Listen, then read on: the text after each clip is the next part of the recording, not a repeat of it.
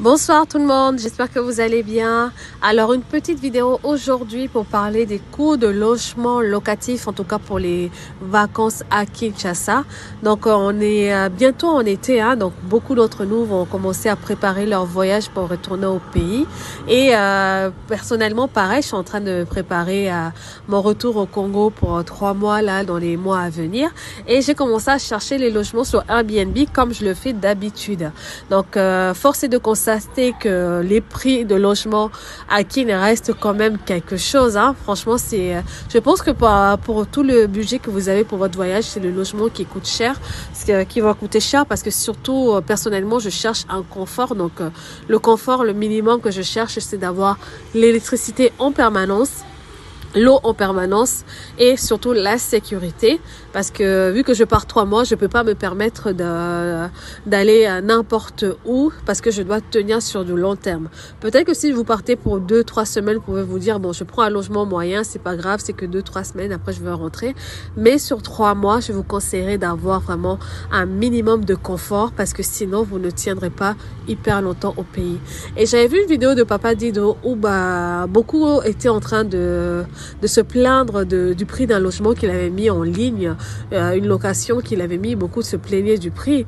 Mais malheureusement, sachez que quand vous cherchez des logements à Kinshasa où vous souhaitez avoir un confort, un style de vie et tout, souvent les prix commencent à 500 voire plus, surtout dans les quartiers où vous allez être sécurisé, le logement à Kin coûte cher. Donc moi personnellement, je passe par Airbnb et par Airbnb des fois tu as certaines réductions, mais même avec les réductions Airbnb, le coût reste quand même élevé quoi. Et sachez qu'à Kinshasa, les prix sont à peu près pareils que Paris, je dirais en fait, que Paris, parce que des fois, par exemple sur la Gombe, un jour j'ai voulu loger sur la Gombe, j'avais des chambres à $1000 à la Gombe. C'est vrai que c'était dans des très belles maisons, sécurisées, internet, wifi et tout, mais $1000, je pouvais pas parce que je tout simplement jamais payé un loyer à ce prix-là quoi.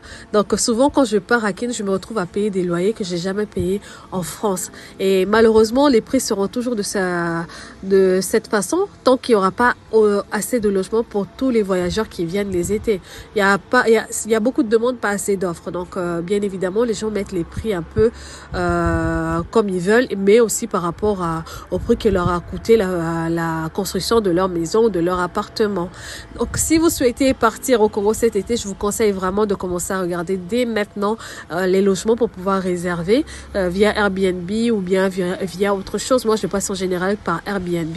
Et j'ai également cette année essayé de trouver à Kisantu parce que je voulais loger à Kisantu cette année et passer mes 3 mois à Kisantu.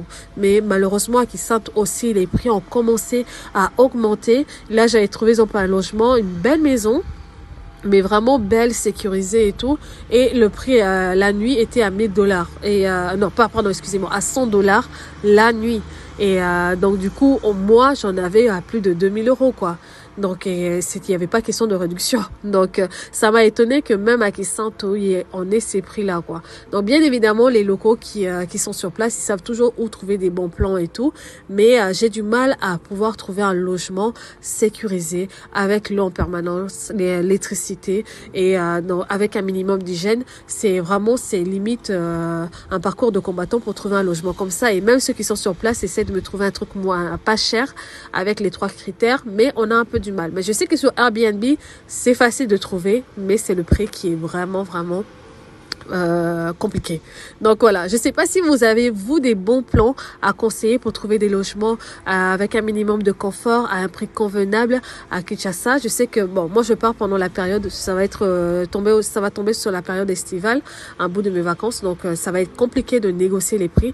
Mais si vous savez comment on peut trouver des logements à un prix correct, avoir un minimum de confort, d'hygiène et tout, n'hésitez pas à partager avec nous via les commentaires. Ça pourra aider beaucoup de ceux qui rentrent actuellement ou qui vont rentrer cet été pour pouvoir faire des économies parce que mettre la moitié de ton budget dans la location, des fois c'est un peu énervant quoi.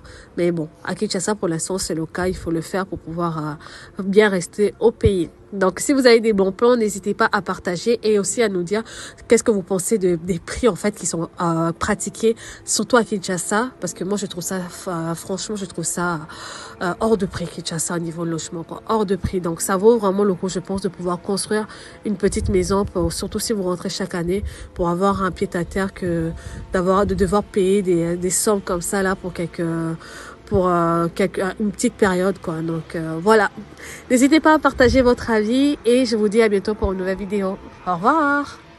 Bonjour à tous, bonsoir. Alors une petite vidéo pour répondre à ce commentaire que j'ai trouvé intéressant d'un utilisateur qui a répondu à la vidéo sur le prix du logement à Kinshasa et qui disait qu'il avait un logement à la Gombe, GB je pense que c'est Gombe, à 150 € à la nuit. Soit tu veux le confort, soit tu veux le moins cher.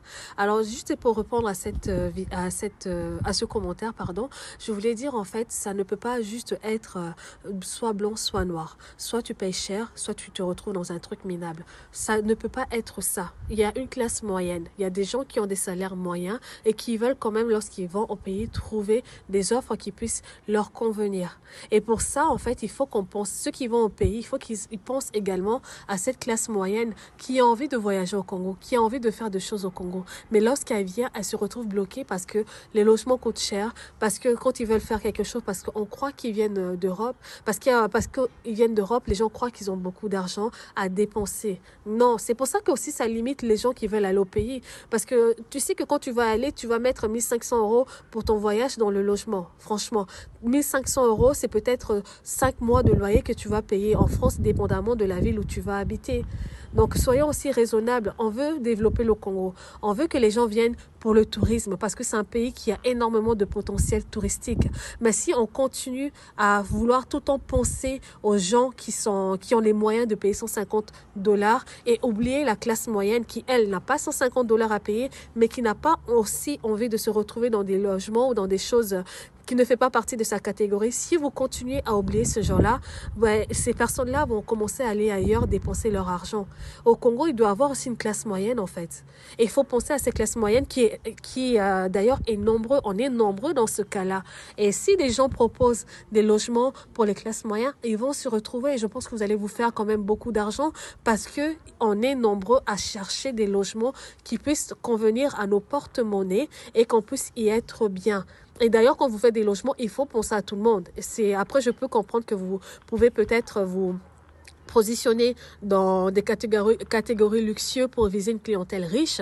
Ça, il n'y a pas de souci. Vous avez totalement le droit de le faire, surtout que vous avez investi dans votre logement. Vous avez complètement le droit de le faire. Mais également, j'ai envie de dire, pensez aux classes moyennes qui sont là et qui ont envie aussi peut-être de dépenser des petits sous lorsqu'ils vont au Congo pour profiter de leur pays. Et on est là. Proposez-nous des choses en fait. Et ne nous dites pas forcément que c'est soit tu payes 150 $ la nuit, soit tu veux le moins cher. On peut avoir quelque chose de qualitatif à un prix abordable. Ça existe.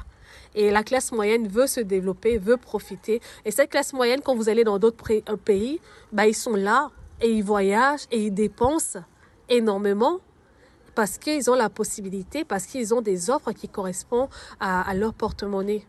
Au Congo, ça n'existe pas, ça? La classe moyenne, elle n'existe pas? En tout cas, les gens de la diaspora, je pense qu'elles font partie de la classe moyenne. Et il faut proposer des offres également qui puissent les satisfaire. En tout cas, je pense que les gens qui comprendront ça, ils avanceront plus vite que les gens qui pensent que c'est soit tu payes cher parce que tu as Kinshasa, parce que voilà, j'ai investi, c'est comme ça, soit c'est rien du tout, quoi. Et c'est dommage de pouvoir se dire que, d'avoir ce commentaire de dire que soit tu payes 150 €, soit tu veux le moins cher. On ne veut pas le moins cher, on veut quand même quelque chose de qualitatif, mais qui puisse quand même être aussi à nos niveaux, parce malheureusement, on n'a pas tous des grands sous-sous. On va au pays pour pouvoir investir, gagner des sous. Et on veut aussi développer l'économie du pays. Et il faut penser également à cette catégorie, à cette classe moyenne qui a envie de pouvoir mettre la main à l'édifice dans l'économie congolaise, quoi. Voilà, c'est un peu ce que je voulais dire. Je ne sais pas ce que vous en pensez. Et voilà, n'hésitez pas à partager votre avis par rapport à ça.